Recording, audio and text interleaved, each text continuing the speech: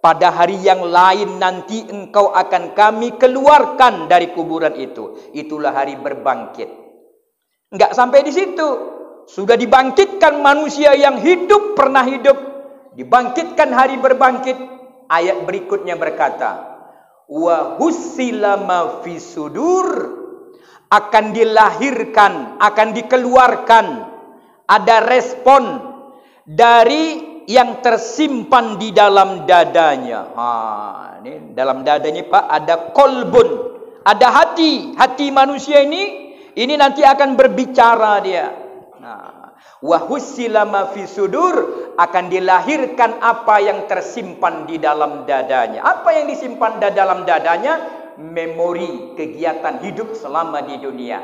Maka siapa yang terlalu cinta kepada materi, cinta kepada jabatan, kedudukan, manisnya dunia, ketika nanti bangkit dari kuburan, yang diucapkan keluar dari hatinya keluar, naik ke dalam otaknya, dan lidahnya pun berbicara. Di mana kita ini? Mana istanaku? Yang ditanya pertama, mana istanaku? Rupanya orang kaya dia.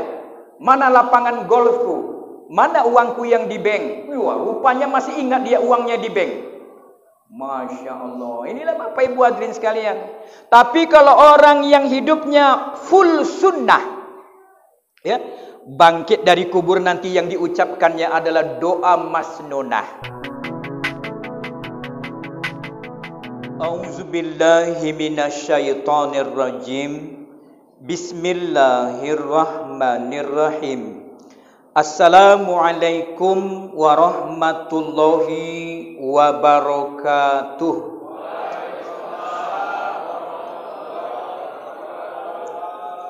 Alhamdulillah. Alhamdulillahillazi akmala lana dinana wa atamma alaina ni'matahu wa radiya lana al-islam dina.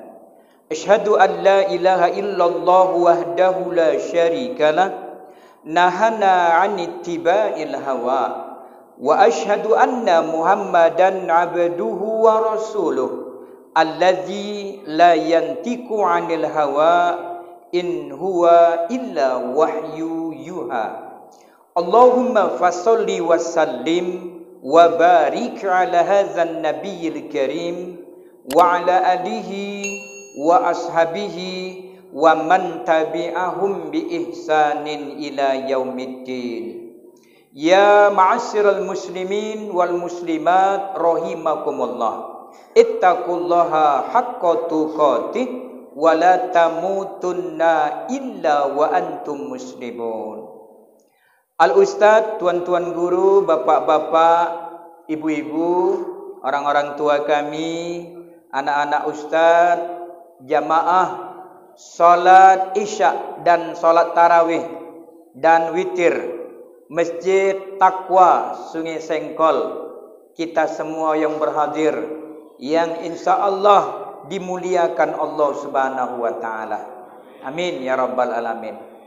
Alhamdulillah, tak jemu tak pula bosan, lagi dan lagi Bapak Ibu hadirin sekalian, sampai kita tidak ada lagi. Selama hayat masih di kandung badan, selama kita masih diberi oleh Allah nikmat-nikmat yang banyak, umur yang panjang, jasmani yang sehat, insya Allah ruhani kita juga sehat. Diberi kita oleh Allah nikmat iman dan Islam yang terhujam di lubuk hati yang dalam, sehingga kita dapat istiqomah. Malam ke-23 Ramadan ini kembali dapat mentakarubkan diri kepada Allah Subhanahu wa Ta'ala untuk mensyukuri nikmat Allah Subhanahu wa Ta'ala. Alhamdulillah, wallahu bis-sa'ada wal farah. Syukur, sebenar-benar syukur kepada Allah.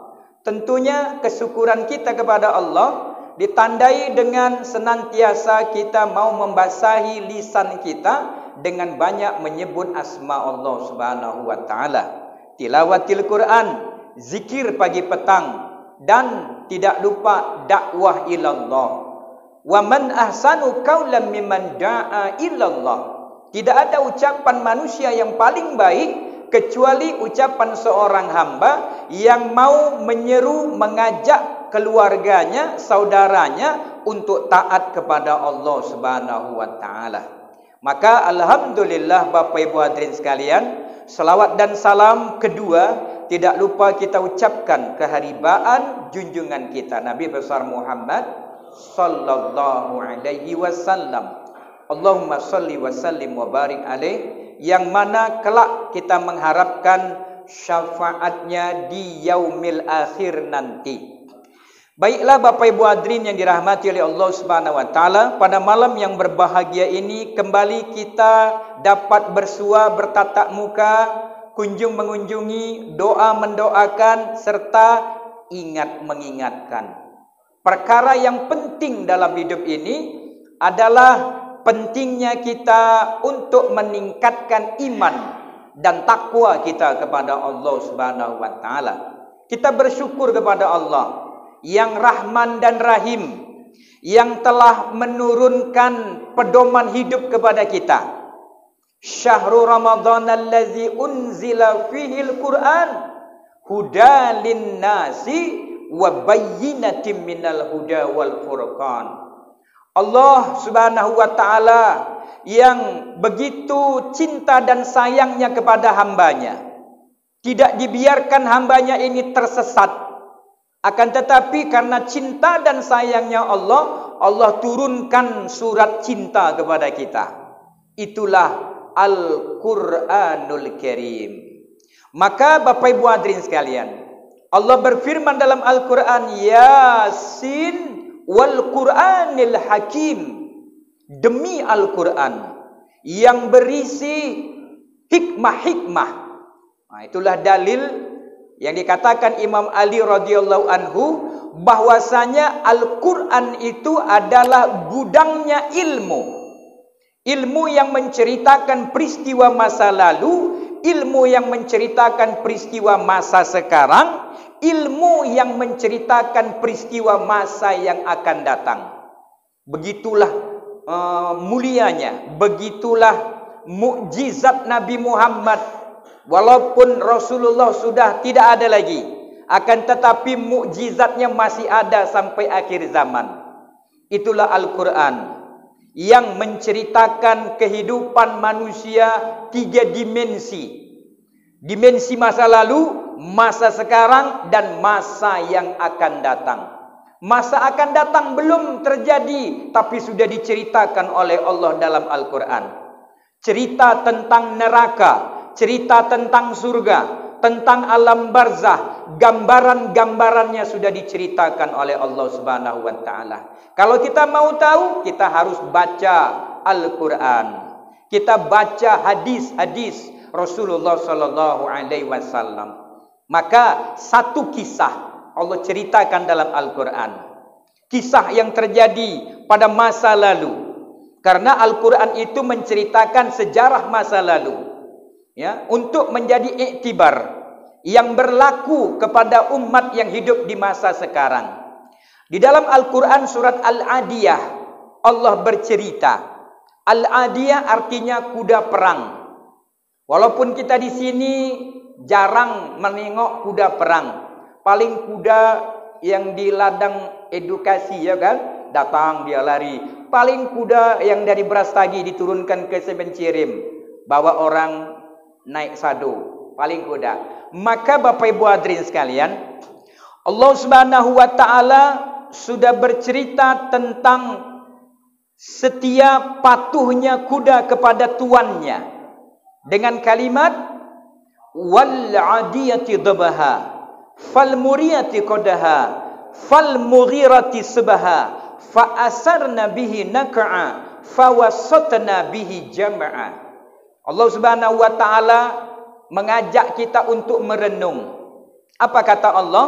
Hai insan manusia, perhatikanlah kuda perang.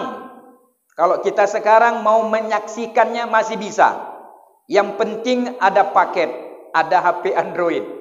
Ya, isi paket, buka YouTube, ketik perang Badar, perang Uhud. Sudah dibuatkan filmnya, Bapak Ibu hadirin sekalian. peperangan Badar, para sahabat Nabi dengan kafir Quraisy, maka kita bisa melihat Bapak Ibu hadirin sekalian apa yang diceritakan Allah dalam Al-Quran tadi. Apa kata Allah? Wal 'adiyati dhabha. Itu dimulai dengan huruf waw qasam. Artinya huruf sumpah. Artinya statement Allah itu memang real, nyata dia, bukan main-main. Wal 'as demi masa. Pak ya, wal laili demi malam, ada malam itu. Wan nahari demi siang. Ini wal adiyati dhabha, demi kuda perang. Cobalah lihatlah kuda perang itu, kata Allah, yang berlari sangat kencang di terik matahari, di tengah padang pasir, tanah yang tandus, ya, kerikil yang tajam, sampai terpercik bunga api dari sela ujung kukunya. Kalau kita tengok terjemahnya seperti itu dia. Yang berikutnya, perjuangan kuda karena patuh dengan tuannya, demi kuda perang yang berangkat di waktu subuh. Kita kan tahu Pak, waktu subuh, ya, sebelum jam 5 subuh itu, jam 4, setengah 4, demi kuda perang yang berangkat di waktu subuh. Berikutnya, demi kuda perang yang masuk di kancah peperangan. Itu kan taruhannya kalau enggak hidup mati. Kalau udah kuda merangsek masuk di kancah peperangan, bertempur dengan musuh, orang kafir, orang mukmin, dengan peperangan kuda yang senjatanya kalau enggak bawa tombak, bawa panah, bawa pedang, itu kalau sudah masuk di kancah peperangan, taruhannya kuda itu Pak, kalau enggak kena tombak, kena panah. Tapi Bapak Ibu hadirin sekalian, tidak ada kuda yang membantah cakap tuannya. Di waktu terik tiang matahari enggak dia bilang, bos panas bos, enggak bilang panas katanya. Apalagi waktu subuh, bos dingin, enggak bilang dingin. Bos kalau masuk di kancah tu mati aku nanti kena tombak, enggak ada. Patuh dia apapun yang terjadi. Maka menjadi renungan kepada kita, Allah mengatakan, apakah yang didapatkan kuda dari tuannya? Cuma dapat rumput, jerami, dan air mentah. Wah, itulah makanan kuda. Bapak Ibu hadirin sekalian, Allah bercerita tentang itu. Dan ayat yang ke-6, Allah menyindir manusia. Nah, semua manusia termasuk kita. Tapi alhamdulillah kita diberi oleh Allah kemuliaan. Apa kata Allah? Innal insana li rabbih lakanud. Pakai huruf inna taukid. Sesungguhnya, kata Allah, bukan main-main tu. Sesungguhnya banyak manusia-manusia yang tidak pandai berterima kasih kepada Tuhannya. Tidak pandai, tidak mau patuh kepada perintah Allah Subhanahu wa taala. Sebagaimana tadi gambaran, ketika terdengar suara azan di menara masjid, azan zuhur, terik matahari jam 12:30. Apalagi bulan Ramadan. Wah, lagi panas-panasnya Bapak Ibu hadirin sekalian. Hayya 'alas shalah. Sedikit sekali yang mau datang memenuhi seruan Allah. Bahkan ada yang bilang, ya, Bapak Ibu hadirin sekalian, hayyalan saja katanya. Masya Allah. Hayyalah solat itu, mari kita menegakkan solat. Hayyalal falah, mari mencapai kemenangan. Malah diplesetkan pula sama anak muda zaman sekarang, anak muda milenial. Dia bilang hayyalan saja katanya. Nungging-nungging kalian di sana nggak ada untungnya. Astagfirullah. Ini orang yang tak beriman ngomong seperti itu. Dibilang pula anak zaman sekarang hayyalan saja. Nauzubillah summa nauzubillah. Azan zuhur tak ke masjid. Masya Allah. Apalagi azan subuh. Tengok kuda tadi. Demi kuda perang yang berangkat di waktu subuh. Patuh dia sama tuannya. Padahal manusia tadi bukan makan rumput. Yang dimakannya sejenis rumput tapi yang bergizi. Kangkung. Subhanallah. Bukan rumput kolomento. Rumput kolomento itu berduri itu. Awak dulu ngarit untuk kambing tu kan. Wih, kebarut sini. Kena duri kucing lagi. Allah. Itu makanan kambing, makanan lembu. Makanan kuda jerami yang kering di padang pasir sana. Manusia kangkung, kol, wortel, ya Masya Allah, vitamin A, vitamin C semuanya. Daging, ayam, ikan, susu. Masya Allah. Apalagi waktu buka puasa. Subhanallah, macam-macam minuman yang bergizi. Tapi wis kekenyangan, kelempokan, gak iso nang masjid. Berat. Itulah Bapak Ibu hadirin sekalian, cerita Allah dalam Al-Quran. Kenapa? Innal insana li rabbihi lakanud. Sesungguhnya manusia banyak yang tidak mau berterima kasih kepada Tuhannya, tidak bersyukur kepada Tuhannya. Sudah dikasih makan, dikasih minum, dikasih rumah bagus, pakai AC lagi, ada kulkasnya lagi, alhamdulillah, tapi tak mau pula ke masjid. Apalagi disuruh puasa. Masya Allah, haus gak tahan aku katanya. Lembek kali imannya. Jadi Bapak Ibu hadirin sekalian yang dirahmati oleh Allah Subhanahu wa taala, bukan sampai di situ. Maka Allah mengatakan innal insana li rabbih lakanud wa innahu ala zalika lasyahid. Sesungguhnya dia menyaksikan keengkarannya itu. Betul-betul disadarinya dia memang betul-betul melawan sama Tuhannya. Enggak mau dia. Egonya tinggi. Sok jadi orang seperti Fir'aun, jadi raja. Peraturannya buat sendiri. Suka-sukaku, kenapa? Astagfirullah. Itulah orang kalau sudah jauh dari ilmu agama, jauh dari madrasah, jauh dari masjid, Bapak Ibu hadirin sekalian. Yang ketiga, Allah katakan di sana Bapak Ibu hadirin sekalian, wa innahu lihubbil khairi lasadid. Kalimat bahasanya sungguh sangat ada penekanan di sana. Wa innahu, dan sesungguhnya, lihubbi. Hubbi itu manusia itu tadi yang tidak mau taat dengan perintah Allah tadi, karena dia sangat mencintai harta bendanya, mencintai profesinya, mencintai materi dalam kehidupan. Alah, aku ni kalau enggak kujaga kedaiku nanti payah ini. Masya Allah. Jadi Bapak Ibu hadirin sekalian, terlalu cinta dengan hiburan, terlalu cinta dengan materi, terlalu cinta dengan khayalan, tulul amal, sehingga manusia tadi enggan dia untuk melaksanakan perintah Allah Subhanahu wa taala. Namun Bapak Ibu hadirin sekalian, ketentuan Allah jua yang berlaku. Apa kata Allah? Afala ya'lamu iza bu'sira ma fil kubur, kata Allah. Apakah manusia itu enggak tahu? Suatu hari nanti kalau dia sudah mati, sudah wafat, kuburannya akan dibongkar. Wah, inilah masih peristiwanya masih lama ini Bapak hadirin sekalian, ya kan? Meninggal dia, dikubur, kiamat datang, yaumul yub'atsu.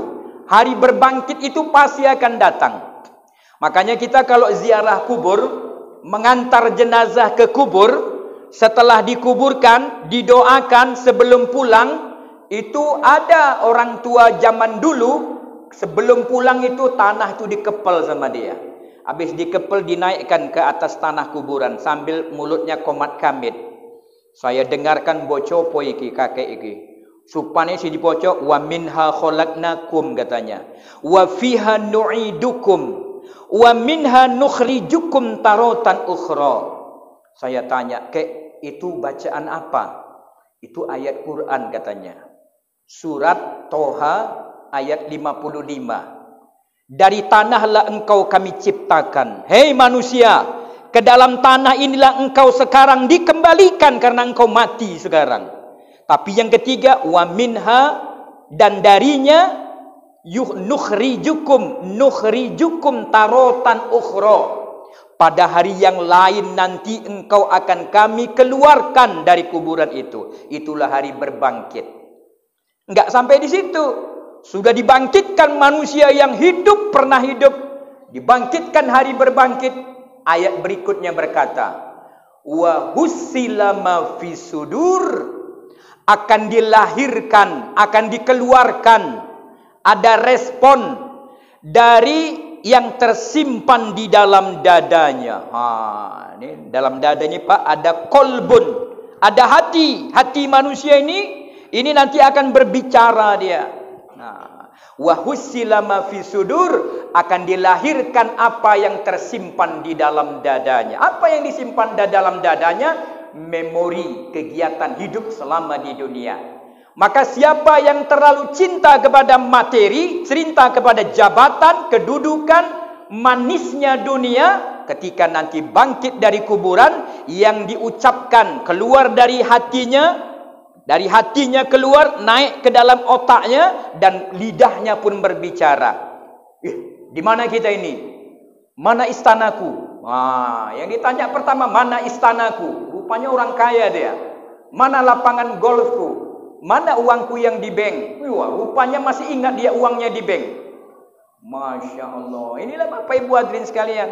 Tapi kalau orang yang hidupnya full sunnah, ya, bangkit dari kubur nanti yang diucapkannya adalah doa masnunah.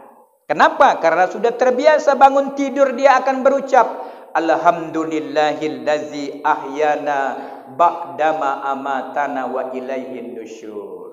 Bapak Ibu hadirin sekalian, ulama kita mengatakan jendela hati manusia itu ada 4. Ada berapa Bu? Ada 4. Ini hati manusia itu ada jendelanya. 4 jendelanya. Yang pertama, jendela hati manusia itu adalah mata. Apa yang dilihat mata masuk ke dalam hati. Itulah jendelanya. Apa yang dilihat mata masuk ke dalam hati. Bapak yang pernah ke Jakarta nengok Tugu Monas itu pun bisa masuk dalam hati kita. Dibayangkan. Sekarang saja rumah kita bisa kita bayangkan. Di mana letak tempat tidur, letak TV, letak garasi, letak mobil, di mana letak kulkas kita, tahu kita. Kenapa? Udah kita lihat dengan mata kepala kita. Masuk ke dalam hati. Masya Allah. Jadi Bapak Ibu hadirin kalian, mata ini jendela hati. Yang kedua, telinga. Telinga ini jendela hati. Apa yang didengarkan telinga setiap hari, masuk ke dalam hati. Bu, berapa kilo harga ikan? Berapa kilo harga ayam? Cabai 1/4 berapa sekarang? Tahu. Kenapa? Tiap pagi itu ditanya sama yang punya kedai. Berapa sekarang cabai? Berapa sekarang kol? Berapa sekarang beras? Berapa? Semua tahu. Kenapa? Karena materi nilai dunia ini dibicarakan sama manusia. Harga HP model baru pun tahu dia sekarang. Tahu. Kenapa? Karena dibicarakan. Kemudian yang ketiga, jendela hati itu adalah akal, pikir. Apa yang ada di kepala manusia, apa yang dipikirkan, itu merupakan jendela hati. Bu, kalau bangun tidur apa yang dipikirkan? Masa apa ya ini hari? Nyayur apa ya? Maka harga dunia itu yang masuk dalam hati. Yang keempat, jendela hati itu adalah lisan, lidah. Lidah manusia yang berucap ini menjadi jendela hati. Apa yang diucapkan setiap hari masuklah ke dalam hati. Maka yang menjadi renungan kepada kita bersama, manakah yang lebih banyak dalam hidup ini kita lihat, kita pikirkan, kita dengar, kita ucapkan, itulah yang masuk ke dalam hati. Akankah itu harga dunia ataukah ayat-ayat Allah? Disitulah betapa pentingnya tadarus, betapa pentingnya zikir pagi petang, betapa pentingnya dakwah, mengajak orang berbuat baik. Ayo solat, ayo sedekah, ayo baca Quran, ayo zikir, bangun nak, bangun. Ibu dakwah kepada anaknya, suaminya, kepada sahabat, jiran, tetangga. Kita berdakwah, mengajak kepada kebaikan. Wa man ahsanu qaulan mimman da'a ilallah. Kalaulah ucapan tadi mengajak kepada takwa kepada Allah, maka hidayah itu sudah masuk di dalam hati. Coba Bu, biasa mengajak, mengingatkan keluarganya untuk sholat, untuk baca Quran. Kita pergi melancong kemana-mana, pulang melancong. Ini sebentar lagi kan kita Idul Fitri. Idul Fitri pertama, 1 Syawal, 2 Syawal, 3 Syawal, melancong silaturahmi. Kadang pulang sampai maghrib sampai rumah. Sampai rumah, Bapak Ibu hadirin sekalian, apa yang terucap sama manusia yang pulang dari rumah? Bapaknya ngomong apa, istrinya ngomong apa, anaknya ngomong apa kalau udah sampai rumah?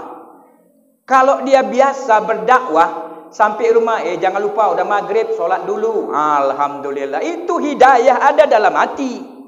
Tapi kalau dunia yang ada dalam hati, pulang sampai rumah, capek. Hidupin TV-nya. Sinetronnya sampai mana semalam ya? Astagfirullah. Sinetron yang dia pikirkan dalam kepalanya.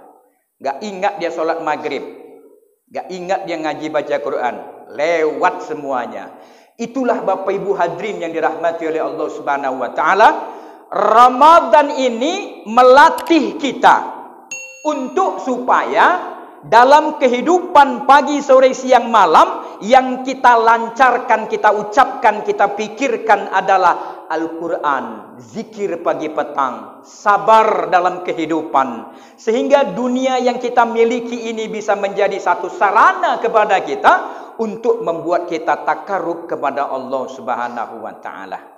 Bapak Ibu hadirin sekalian, dulu Allah Subhanahu wa taala pernah memerintahkan malaikat Jibril. Ini tidak dalil ini tidak terdapat dalam Al-Qur'an, tidak terdapat dalam hadis, tapi dalam Atsar. Saya baca di koran Republika, kolom hikmah, judulnya Jibril dan Cacing. Ada apa rupanya Jibril sama cacing? Ada ceritanya. Dulu malaikat Jibril dapat perintah dari Allah untuk turun ke langit dunia. Misinya satu saja. Labbaik Allah, ku penuhi panggilanmu ya Allah, kata malaikat Jibril. Apa perintahmu ya Allah? Coba Jibril, kau turun ke langit dunia, sampai ke bumi, jumpai makhlukku yang sudah kuciptakan di bumi. Kau tanya dia, apakah ridho dia kuciptakan jadi makhlukku? Itulah misi malaikat Jibril.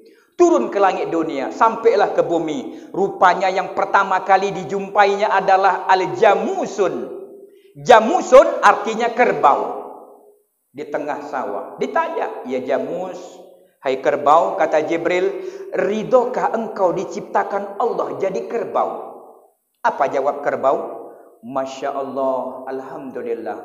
Sudah ketentuan Allah, aku diciptakan jadi kerbau. Alhamdulillah. Segala puji bagi Allah. Aku bersyukur jadi kerbau. Biarlah manusia bilang aku bau lumpur.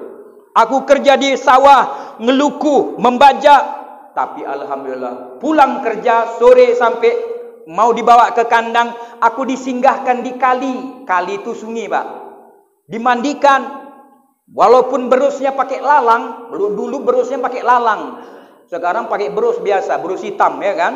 Dulu orang dulu berusnya pakai lalang, diarit lalang itu, diikat, itulah jadi berusnya. Dimandiin kerbau tadi di sungai tadi. Sampai rumah, aku sudah disiapkan rumput yang ranum. Tengah malam habis sholat isya, tuanku sayang sama aku. Diambilkan damen. Damen itu batang pohon padi yang sudah kering. Dibakarkan damen. Dan sepet. Sepet itu kulit kelapa yang kering. Bapak udah tahu lah, nggak usah dikasih tahu lagi. Ya, itulah. Tengoklah orang yang punya lembu. Dibakarkan damen sama sepet supaya nggak kena nyamuk. Alhamdulillah. Si kerbau tadi bersyukur walaupun dia belepotan lumpur. Ketimbang katanya, ada perbandingannya. Ketimbang kalau aku diciptakan jadi kelelawar. Jadi kalau mau bersyukur, lihatlah kerbau. Dia melihat ke bawah, tidak melihat ke atas. Ya, dia tidak melihat manusia tapi melihat hewan yang di bawah dia. Aku walaupun belepotan lumpur, membajak, meluku di sawah, pulang sampai maghrib katanya kan, tapi alhamdulillah aku dimandikan, diarikkan rumput, dikasih bakaran daun jerami dan lain sebagainya. Alhamdulillah. Ketimbang kalau aku jadi kelelawar, hidupnya cuma di malam hari cari makannya, siang dia tidur. Kalau tidur kelelawar, kalong itu di gua-gua, di pohon-pohon, kakinya ke atas, kepalanya ke bawah. Masya Allah. Apalagi kalau udah pipis. Pipis, buang air kecil. Basah semua bajunya. Satu pun tidak ada yang memandikannya. Wah, maka terkenal kelelawar kalong itu bawa pesing. Kalau Bapak pergi ke Jalan Sudirman, itu ada jualan kalong di situ. Wah, untuk obat katanya, obat bengek dan lain sebagainya, dijadikan obat sama orang. Itu laku juga dijual rupanya. Nah, maka si kelelawar pun didatangi di gua sama malaikat Jibril. Ketemu sama rajanya. Ya kelelawar, ridho engkau diciptakan Allah sedemikian rupa jadi kelelawar. Hidupmu di malam hari, engkau bermandikan najismu sendiri, tak ada satupun yang memandikanmu. Kata kelelawar, Masya Allah, Alhamdulillah. Itulah sudah kehendak Allah atasku, aku bersyukur, Alhamdulillah. Ketimbang kalau aku diciptakan Allah jadi cacing, rupanya dia nengok lagi ke bawah. Biarlah kerbau bilang aku bau pesing, biarlah manusia bilang aku bau pesing, tapi Alhamdulillah malam hari kalau musim buah-buahan, aku duluan makan rambutan yang berinang-berinang merah. Pak Tani belum makan, gue makan duluan. Jambu yang lagi merah pun aku yang makan duluan. Aku bersyukur diberi mata, diberi sayap, diberi kaki. Timbang kalau aku jadi cacing katanya, hidupnya sempit di dalam tanah. Tidak punya mata, tidak punya kaki, tidak punya tangan. Maka Jibril pun datang ke liang tanah yang banyak cacingnya. Ditanya salah satu raja cacing. Pak ya, bukan cacing biasa untuk mancing itu bukan. Rajanya cacing itu namanya cacing gila, segini besarnya. Ditanya dia, hei cacing, ridho engkau diciptakan Allah jadi cacing? Cacing menjawab, Masya Allah, Alhamdulillah Jibril, aku ridho jadi cacing. Ketimbang kalau aku diciptakan Allah jadi insan manusia yang tidak punya iman. Astagfirullah. Ketimbang kalau aku diciptakan oleh Allah jadi manusia kafir. Orang kafir itu enggak bawa iman, enggak punya iman, musyrik enggak mau iman. Kenapa? Cacing menjawab, aku mendengar di Masjid Taqwa Ustaz Nazaruddin ceramah. Laqad zara'na li jahannama katsirum minal jinni wal ins lahum qulubun la yafqahuna biha wa lahum azanun la yasma'una biha wa lahum a'yunun la yubsiruna biha ulaika kal an'am bal hum adall. Begitulah Allah berfirman dalam Al-Quran surat Al-A'raf ayat 179. Apa kata Allah? Disampaikan sama Ustaz Nazaruddin, cacing tu dengar itu Pak di luar. Dia bilang tuh, ya, apa dia bilang? Aku bersyukur jadi cacing, karena cacing nggak ditanya kalau sudah mati nanti. Tapi manusia ditanya. Inilah Bapak Ibu hadirin yang dirahmati oleh Allah. Makanya ada ayat mengatakan, surat Fajar ayat yang terakhir, ya laitani kuntu turaba. Orang kafir, orang musyrik, orang yang tidak beriman nanti pada hari kiamat minta dijadikan tanah, jangan jadi manusia. Kenapa? Itulah tadi Bapak Ibu hadirin sekalian, mereka dikasih nikmat. Jadi nikmat ini enggak gratis. Nikmat ini harus disyukuri. Nikmat hidup, dikemanakan umur, nikmat panjang umur, nikmat sehat, nikmat harta benda. Sudahkah kita gunakan untuk mentakarubkan diri kepada Allah? Maka alhamdulillah malam ini kita ditakdirkan oleh Allah tinggal di Sungai Sengkol, ada Masjid Taqwa di sini. Istiqomah kita dari tahun ke tahun kita jumpa di sini. Udah berapa Ramadan kita jumpa. Walaupun ceramahnya diulang-ulang, diingat-ingat lagi. Oh, udah pernahnya dulu disampaikan, tapi lupa aku. Sekarang diingatkan lagi. Subhanallah. Jadi Bapak Ibu hadirin sekalian, begitulah cerita Allah dalam Al-Quran. Yang mana siapa yang mau merenung apa yang diceritakan Allah tadi, bahwasanya manusia itu sudah dikasih oleh Allah hati, ya kan? Quran surat Toha ayat 55, Allah mengatakan ayat 78 di sana. Allah Subhanahu wa taala berfirman di sana bahwasanya manusia itu diciptakan oleh Allah Subhanahu wa taala, dikeluarkan ke muka bumi ini dari rahim ibu-ibunya dan tidak mengetahui sesuatu apapun. Lalu dijadikanlah kepadanya penglihatan, pendengaran dan hati nurani. Mudah-mudahan dia mau bersyukur. Itu perintah Allah. Surat An-Nahl ayat 78. Wallahu akhrajakum min butuni ummahatikum. Ini kita semua yang datang malam hari ini, kita ini dikeluarkan Allah dari rahim ibu kita. La ta'lamuna syai'a, enggak tahu apa-apa. Wa ja'ala lakumus sam'a wal absar wal afidah la'allakum tashkurun. Maka kita dianugerahkan Allah pendengaran, penglihatan dan hati nurani. Mudah-mudahan kamu mau bersyukur. Maka alhamdulillah kita sudah bersyukur dengan melaksanakan sholat. Kita sudah bersyukur dengan melaksanakan puasa.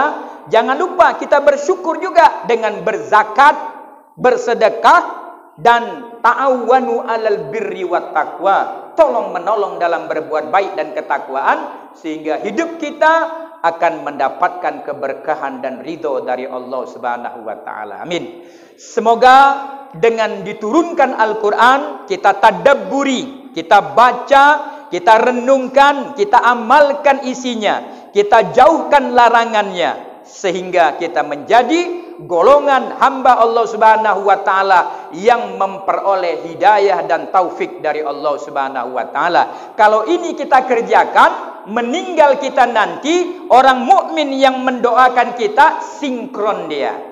Allahumma ighfir lahu warhamhu warafa' darajatahu fi mahdiyin. Ujung kalimat itu doa Nabi.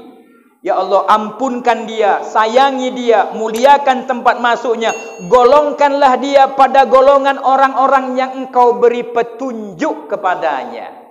Maka golongan orang yang diberi petunjuk selama hidup enggak pernah sholat, enggak pernah puasa, enggak pernah berjamaah ke masjid, itu bukan orang yang diberi petunjuk, tapi orang yang lalai. Astagfirullah. Mudah-mudahan kita semua yang hadir ini digolongkan oleh Allah menjadi hamba yang diberi petunjuk oleh Allah Subhanahu wa taala. Amin. Tapi ada syaratnya, jangan bosan ke masjid. Nah, jangan bosan sholat. Jangan bosan tilawatil Quran. Jangan bosan mendengarkan tausiah, dengarkan ceramah. Kenapa? Jadidu imanakum, jadidu imanakum, jadidu imanakum. Tambah imanmu, tambah imanmu. Sampai kapan? Hattal maut, sampai kita mati. Kalau sampai mati kita beriman, berarti kita beramal ibadah, insya Allah kita akan berhasil mendapatkan titel husnul khatimah. Amin. Subhanakallahumma rabbana wa bihamdika asyhadu an la ilaha illa anta astaghfiruka wa atubu ilaik. Billahi taufik wal hidayah wa aqwa minkum. Assalamualaikum warahmatullahi wabarakatuh.